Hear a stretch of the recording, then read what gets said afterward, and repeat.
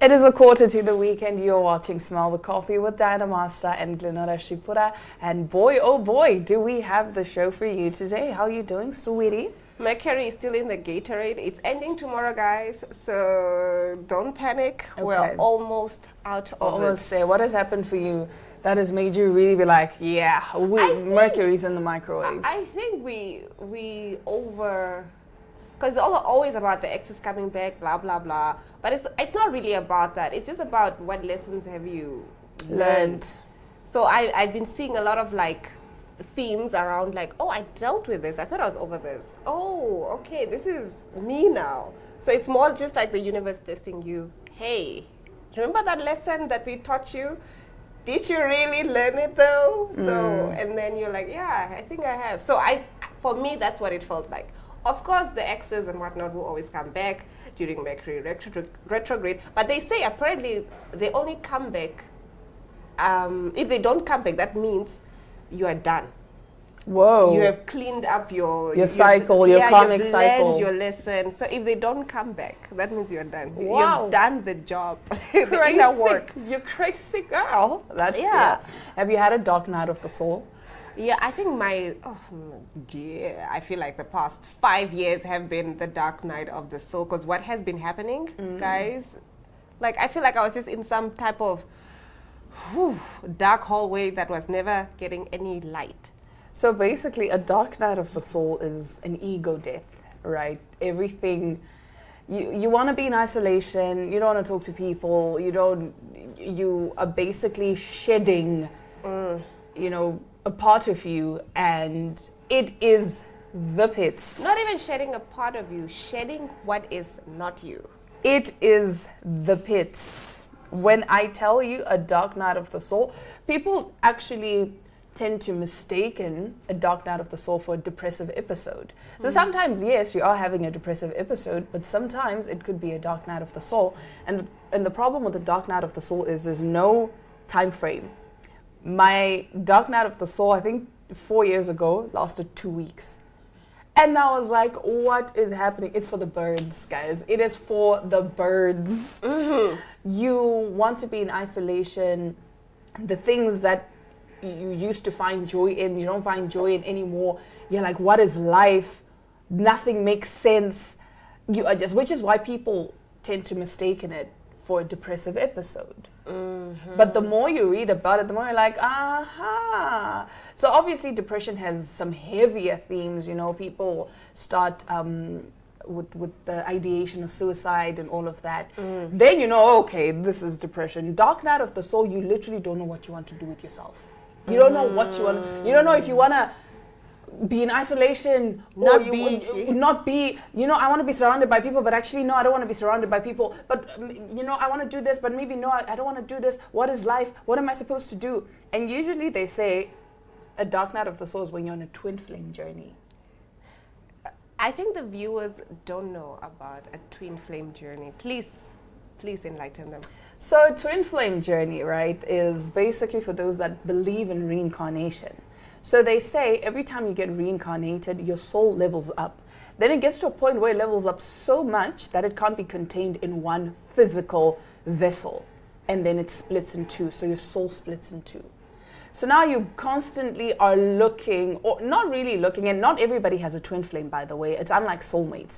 A lot of people have soulmates. Everybody has a soulmate. But twin flames are completely different because it is literally your other half.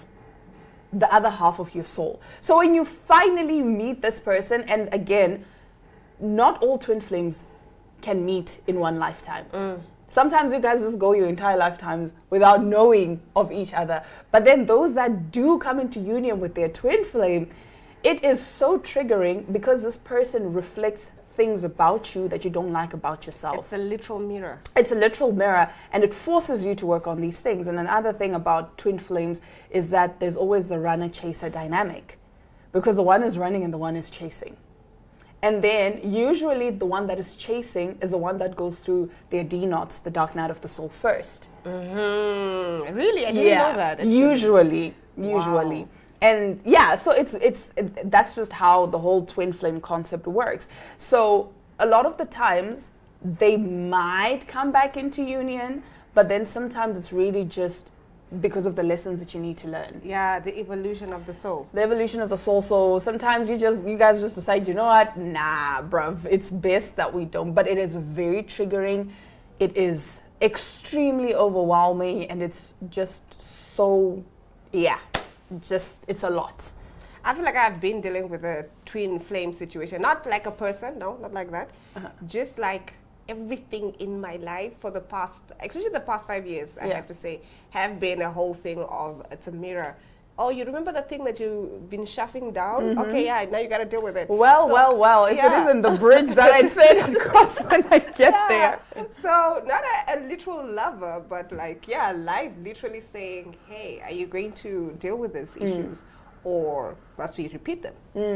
And you see, a lot of the times when we do suppress these things, my friend always likes to say, are you healed or are you just in isolation? I hated that comment because I was just like, I'm so healed and whatnot. And then I try a small relationship. It's like, boom! Yep. You're like, I wasn't healed. Clearly, I wasn't healed. But I've actually realized anytime I do like a major purging, right? So let's say I'll cry about something that has come up. Yeah. I might even cry for a whole day. Just something in my life levels up. Literally, something in my life. I'll either get a call, hey, we have this thing we want to do, work with you on, or just different things, but something in my life always levels up. So again, healing is so that you can contain the joy that is there for you. So you're letting go of the things that don't serve you anymore and basically making room for the things that do serve you. Yes. I love that. Yes. I love that. And sometimes it's so difficult for us to let go of certain things. Yes. Because as human beings, I think we have this thing of just wanting to know why. We want to know, okay, you're telling me to let go of this thing, but you have to promise me that there's something better coming. Like, do you promise? Like, promise. If you promise, let me see. Give me a glimpse of how it's going to look. Give me a little taste. Give me a little taste. I think I'm in the phase in my life where I just know that, I'm just tired of the meh. This is not a good relationship. Why am I still entertaining it? I kind of don't like these relationships anymore. These things that don't honor me or that, I don't want to say honor me like it doesn't serve you. Yeah, it doesn't serve me. And I mean, why are we doing this? Yeah, and you know, sometimes relationships do teach us, especially boundaries. Because sometimes, I think my biggest lesson was that takers will always take. As givers, we don't really have a limit because we give. And takers just take. So it becomes a thing of having to learn boundaries. Like, okay, you know what? I'm only going to give you this much of my energy and preserve the rest for myself. Because at the end of the day, you find that you're the one that's depleted. Yes. And you can't pour from an empty cup. You can't pour from an empty cup. So learn boundaries, learn to say no, learn to put your foot down, learn to say, you know what, this is not what I want for myself, so it's fine. I'm going to let it go, I'm going to cut things, and then I'm just going to move on. Yeah, but I think that doesn't necessarily only come from just an action. It's an inner knowing. You just get to a point in your life where you've just done so much healing and work on yourself where it's just like, Yeah. It's not even a thought about it. Whereas, I can't let go of Diana. We're such close friends. We've been friends for, 20 years or what have you. I've known her my whole entire life. What do you mean I have to let go of her? And now it's just like, I don't think we are at the path where our, roads cross. So I think we are going our separate ways. I love you. I wish you the best. No, not me. I don't wish you the best. I'm sorry. I really do not wish you the best. If things end, I wish you the worst. Like, from the heart of my bottom, I wish you the absolute worst. Speaking of, let's get into our memes of the day. I totally understand that children are gifts from God. But are there no other gifts in heaven? Like GLE, like Tesla, like money, millions of dollars. Must still be children? Questions that need answers. Are there no other gifts in heaven, colleagues? Like, I think I'm literally ready for my rich bag era. Yeah, yeah, Like yeah. I'm ready for the sports cars, the big house, the good jobs that we love, or actually working 1 hour in a day. That's And how you- much you're I'm like, willing to put okay. in for work. Yeah, I think we've done enough. I think for me, right, I've Yeah. always had this thing of wanting to be a stay-at-home wife. Yeah, so you don't even want to work. I don't ever dream, Joe. I don't dream of labor. Who dreams of labor? Like, no. But I was speaking to my friends and they said to me, no, but you're so great at what you do. I'm like, oh my gosh, I not get about it. that. I get it. And then I thought about it and I said, okay, you know what? I would want to keep doing what I'm doing. But for fun. But for fun, exactly. Exactly. I should just be like, babe, I have this movie that I'm doing for the next 6 months. Okay, babe. But then if you decide, you know what, I don't want to do it. yeah, You 3 don't months have to. into it, you just walk out. You don't have to. You'll be so. Okay, I think you'll be in demand if you have the ability to walk away from projects. You will be in, Yeah. I think the problem is we are so hungry when we get. So you just take whatever they And then hand you tolerate. Yeah. You tolerate. Oh, you and I have tolerated. Oh, in this industry. We have tolerated. And you know, you come out there, I'm like, this was not even worth it. It was not worth it because then at the end of the day, you get $5,000 and $5,000 is not even enough to last you the whole week. Exactly. Exactly. And this is why I said in my article, actors need support and money. Yes. Right now, we're doing acting out of passion. Because we love it. Just because we love it, not to pay the bills. That's why even if you find when we're doing a production, maybe at the National Theatre, rehearsals are always from 5:30 or 6 because they know people are at work. Because you cannot sustain yourself on an actor's salary. It just doesn't work. And I feel the industry is somewhat taking advantage of that. And it's so sad. I did work in Hamburg, right? I told you about this. And it was so crazy to watch actors make a living. From acting. Yeah, like they get a salary, they have their medical aid, you know, see? yeah, they're supported by the system. Exactly. Because also, have you realized that with our industry, actors are basically, I don't want to say an afterthought, Or but just art when in it general, becomes, actually, but not when even it just when actors. when they're looking at the budget, it's sort of like, okay, we need a budget for the DOP, we need a budget for this. Create a proper budget. Can we just create proper budgets? Let's stop this things of cutting. I'm tired of speeches. I've seen so many so speeches. you know the budget. We are gonna start a policy. We're gonna do this to regulate the industry. We've been regulating for how For long me, it's now? always the budget. And back to what I was saying about the fact that actors, I feel, are the last on the list because the first thing they say is, oh, we need Zakaria who's going to be the DOP and we're going to pay him 30,000. And then we need catering and we need what and we need what. Okay, fine. For the actor, okay, Diana will probably work for 5K. Hi, Diana. So we have this role for you. Unfortunately, the budget doesn't really And allow. they always start with So that. Yeah, they always they start with always that. start with that. The budget doesn't really allow. So what we're going to do is we can only give you 5,000 if you're willing to do it, and if you're not, then it's okay. But we really want you on the project. And it's like You guys are saying that the Namibian art industry is dying out. What have you? I wonder why. Support it by giving it the proper budgets. If you're a commercial company making an advert, please make sure that you are paying each and every member on that team What they're worth. Yes, what they're worth. Yeah, and stop taking advantage of artists, guys. Like this whole thing of, oh, artists are struggling and broke. It's not just a joke, hey? Like really and truly, people love these things. And if you guys feel as though the arts industry is not important, just think back to the time of COVID when everybody was locked in their houses. What were you guys doing? You were watching series, you were reading books, you were listening to music, all of these things. If we were to take away all of those things, then what then? Then what? Nevertheless, let's take a look at our second meme. Don't do what I don't. Please don't. Don't. How? And one thing about me, I'ma fall in love. I'ma fall I in was like, love. my homegirl. You called yourself out. So I was just like, okay, you know what? Me, I go whoop, whoop. The thing is, I get recruited, but that's also with me. I have a very protective type of energy around my friends and whatnot. So if your person does you bad, now I hate your person. Do you get what I'm saying? But now I can't be hating 10 people. Oh, Yeah. But you can. You can. I can. You can. You totally can. You totally. Like, I really would hate for you to bump into my ex because I just can't trust you. Oh, I know. cannot trust you. And you'll be like, okay, Glenn, fix your Be face. cool. Fix your face. It was really nice to meet you. Yeah.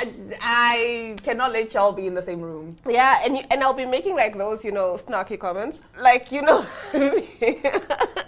is why you should never tell your friends when a man or a girl does you dirty, because now we hate that person. We hate them. So now when you get back together and then they're like, babe, you won't believe what Glenn said about you. Glenn said you have a big head. Exactly. But and now anyway. people are hating on me. Yeah, exactly. But nevertheless, we will be right back right after this short commercial break as we get into our top stories. Namibia is a land of movement, with waves that never stop reaching forward. Here, adventure is not something we search for. It is something we are born into. In every corner of this country, creativity rises. From artists, from athletes, from dreamers. And when the world comes to explore Namibia, they discover something extraordinary. Because when sport moves people, creativity moves ideas, and tourism moves the world toward us. Something powerful happens. A platform where movement meets imagination, where industries connect, where opportunity grows, where Namibia's next chapter begins. Welcome to the Creative Sport Tourism Expo. Exhibit, partner, experience. Creative Sport Tourism.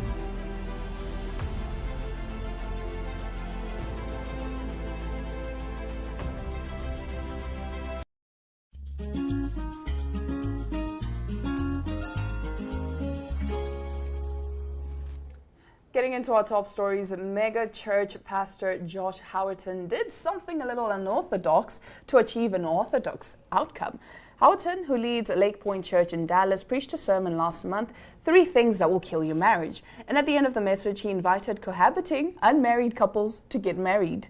If you're living with somebody that's not your spouse, you're sleeping with somebody that's not your spouse, or you've actually already started a family and had kids with somebody that's not your spouse, and you right now are coming under the loving conviction of the Holy Spirit that you need to honor God, bend your knee to Jesus, he said from the pulpit late Feb. Howerton added, put a ring on it and enter into a covenant with the person that you're already acting like you're in covenant with.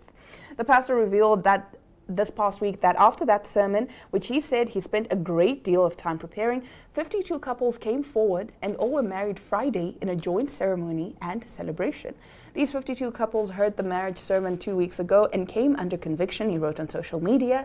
They wanted to honor God and get married, met with pastors for counsel, and tonight they got married. Howerton honored the newly wedded couples from the pulpit this past Sunday, encouraging churchgoers to show up for the service to give them a standing ovation for their decision to repent and come into right standing with God.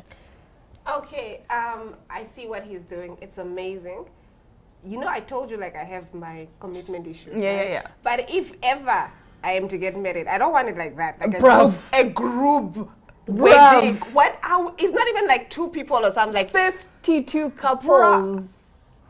52 couples. That's 104 people. No. I'm sorry. Thank you for opening my eyes, but we're gonna do this in a year's time so we can plan properly for our wedding. But imagine you've been begging this man to marry you, and then you guys go to church, and then you go, it's a sign. And then he's like, okay, yeah, fine, let's get married like this. And no, babe, no. No. I don't know how I feel about this whole thing, because it feels as though it's just under pressure. Exactly. 52 couples. 52 couples, that's 104 individuals standing on stage to get married. I do. So it's not even special, our vows are not going to be as special because now it's our vows and some other people's vows. There's not even time to do your vows. What do you mean? There's 51 other couples that need to say their vows. Imagine 104 people speaking, oh, you're the love of my life, and what? It's not even emotional as it's supposed to be. Ugh, guys, It's no, not man. even emotional as it's supposed to be. But stop these things of cohabiting, you see? Stop it. Yeah. Stop acting like you're They married. cohabiting stuff, I have to say, yeah, I agree. You're just playing house.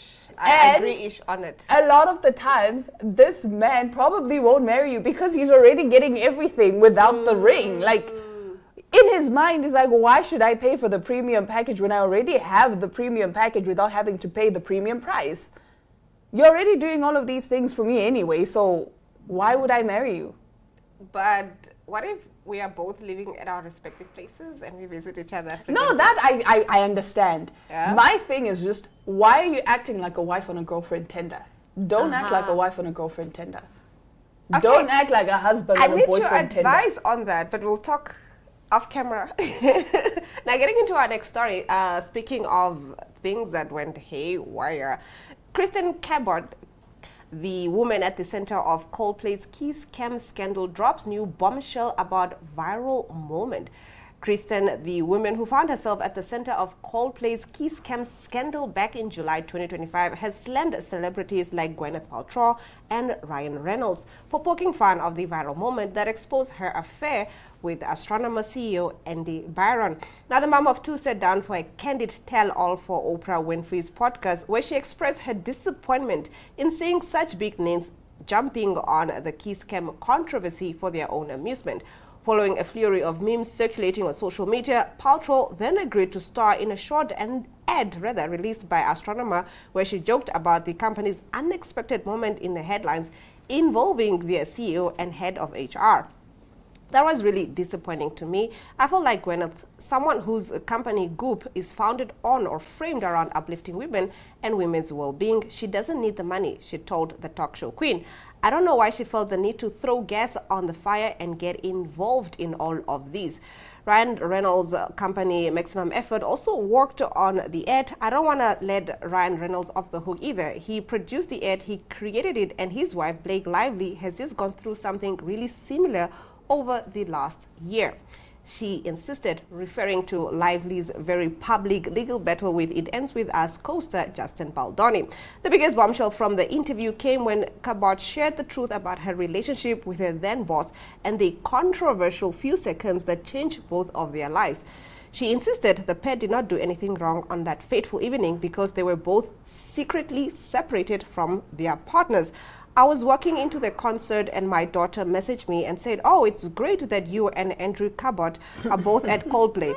So she let me know that my estranged husband was also at the concert. She said, the interview is briefly interrupted by the talk show queen, who wanted to point out a very important detail mentioned in the comment, the real truth that no one has known about until now. This is what I did not know before the story, and you all obviously didn't know either, Winfrey said, asking the live audience sitting on the chat that the two were separated from their respective spouses. Secretly separated. Define secretly separated. I'm sorry, I'm curious about that. Define secretly separated. What does it mean?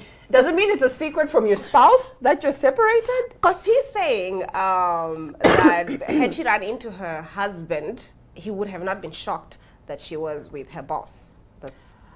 I'm sorry, that reaction said a lot, because if we are secretly separated and we've agreed that we're going to see other people, why would I dodge the camera like that? Bruh, jump. Why would I jump and yeet myself out of the frame? No, what she's trying to say is Patrick and I are separated, but the public doesn't know that Patrick Does Patrick know that you guys are separated? I'm sorry, does... Apparently, according to her. But you know what's also interesting? She does reveal that she and her former boss, the former CEO of Astronomer, they broke up as well, and she was hinting at the fact that he's a liar. So I'm gonna go ahead and read between the lines and think that when he said that he was separated from his wife, it was a lie. You lose him, how you got him. On that note, that brings us to the end of today's episode of Smell the Coffee. Thank you so much for joining us. We will catch you guys again tomorrow, same time, same place. Ciao.